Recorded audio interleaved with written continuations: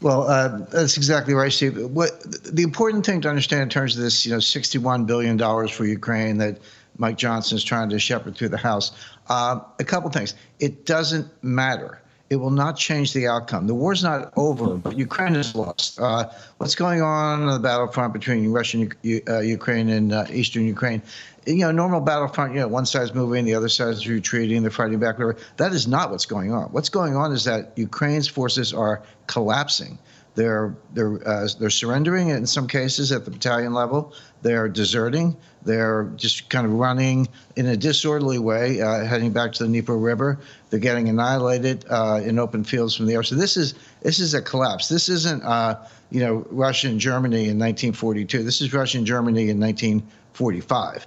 Where it's just the war's not over, but you can see how it's going to end.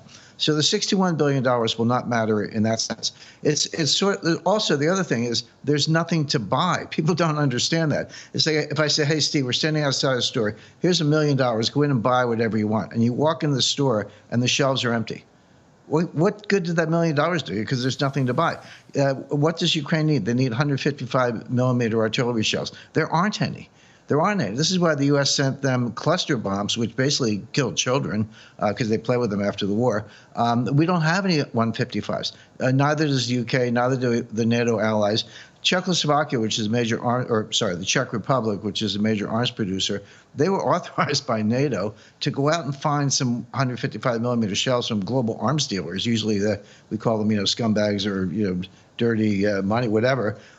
They can't find it. They came up with about 150,000 shells. A lot of them are probably duds. They need 1 million. They need 1 million a month, which to keep going. They don't have them. They're not available anywhere in the world at any price. So Ukraine's done. So there's nothing to do with the $61 billion. So why are they doing it? Here's one of the dirty little secrets. If they authorize it, it's not like they're going to write a $61 billion check to Ukraine. They're going to ship Ukraine a bunch of used stuff, Bradley fighting vehicles from the 1980s, Abrams tanks that are left burning on the battlefield, Patriot missile systems, $1 billion apiece, that cannot shoot down Russian hypersonic missiles, the Zircon and the Ishkal missiles. It's all worthless stuff, but it's basically like an Army surplus store. We'll send that over and buy new stuff for ourselves. So this is like an arms bill. The whole thing is a fraud.